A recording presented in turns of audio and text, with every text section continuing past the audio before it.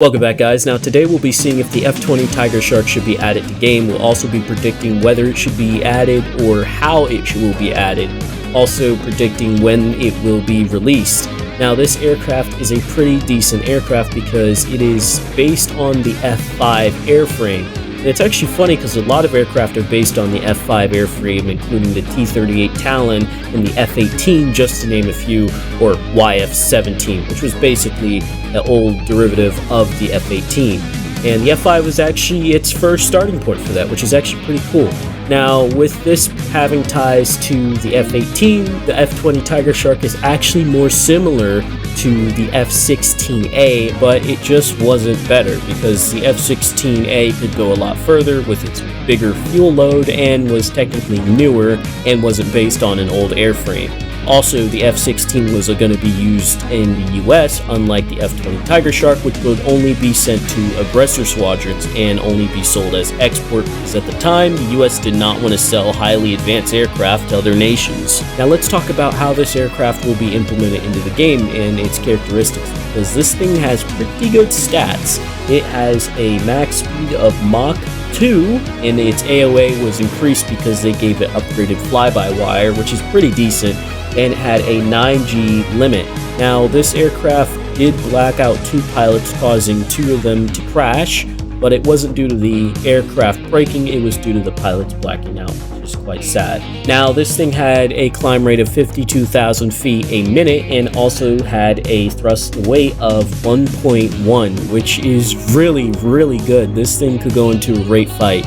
And actually, I use the F-5E to go into rate fights constantly in sims, so if you're a sim player, you're gonna love the thrust weight on this thing. You could just outrate literally anything in game. Now, the F-20 Tiger Shark could also carry the AN/APG-67 radar, which had pulse Doppler. It's able to track ships, and it could also track ground units like tanks, etc., and has a very good pulse Doppler for air targets. Now, this information would be displayed on the MFDs, which are the multifunction displays, and if you play DCS and know the F-18 or F-15's radar, you'll sort of know how this one works. It's not exactly the same because this radar is older. In terms of the weapons of this aircraft, they're actually extremely good. We'll talk about the air-to-ground weapons first. Now, this could carry your normal Zunis, Snabs, and typical rocket pods and typical bombs, but it could also carry GBUs and JDAM and all that fun stuff. It also had 2 mounted 20mm in the nose,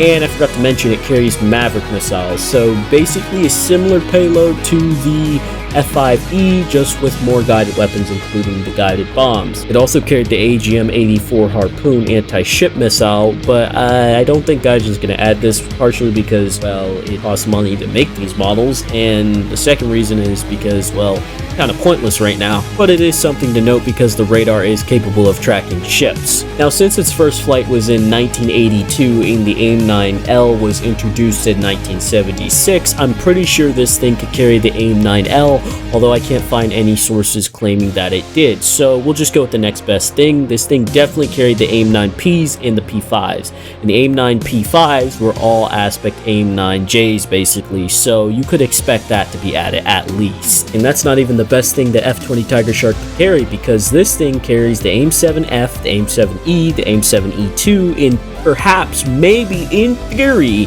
the AIM-7M, and the only reason I say that is because the AIM-7M was operational the year the F-20 Tiger Shark first flew, so it might be able to carry it. And of course, the overpowered active homing AIM-120 AMRAAM, and don't take my word for it, take Northrop's. Tiger Shark will also carry the new generation AMRAAM medium-range missile. Now, with that being said, I don't think Gaijin's going to add the AIM-120 to this thing depending on when it's released, and my prediction is a lot earlier than when the AMRAAM's going to be in game. I just think that'll be overpowered because, well, the F-20 Tiger Shark could lock multiple targets and launch multiple AIM-120 at different targets. That's just overpowered.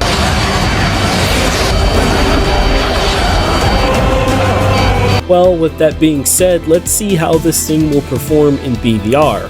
Now, the F-5 is a very small aircraft, so it's going to have a very small radar silhouette, which is extremely good for this aircraft. And since it could go Mach 2, and it's, the F-20 Tiger Shark could go Mach 2, not the normal F-5, of course, it will be a lot better and be able to loft its air-to-air missiles off. Now, if it gets the AIM-120s, we all know it's going to slaughter everything in game.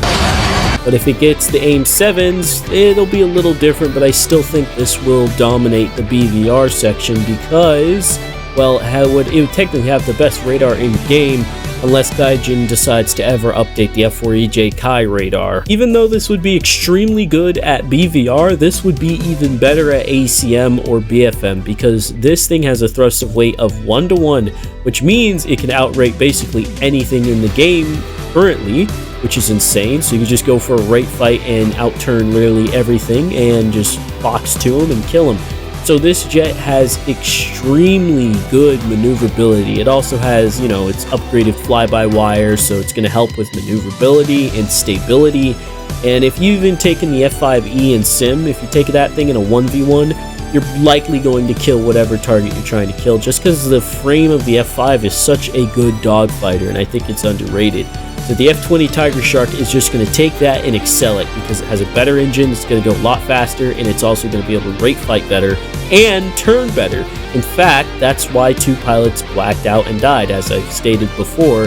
This thing, it has just a lot of power. So with that being said, how would this be implemented into WarThunder? Well, currently I actually think this is quite balanced for the meta, especially if Gaijin adds it with a limited loadout. Of course, do not give this thing AIM-120s, don't even give it the AIM-7M.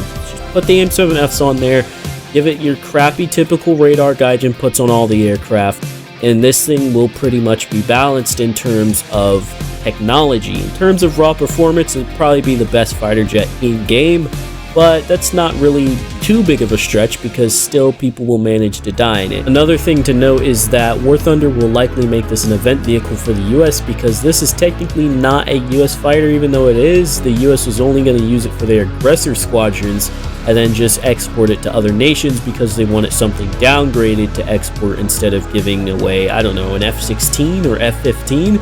So they're like, yeah, we'll just use the F-20 Tiger Shark, and they were never planning to actually put this thing into service unless you include the aggressor squadrons. So with that being said, here are my predictions of when we will probably see this aircraft. Now, since this is technically a event vehicle, or would be an event vehicle, I don't think that Gaijin would add it very soon. But if it was in the tech tree, it would make sense, because if it's in the tech tree and, you know, people have to grind towards it, it will kind of fit, because this will be the top dog once it's added.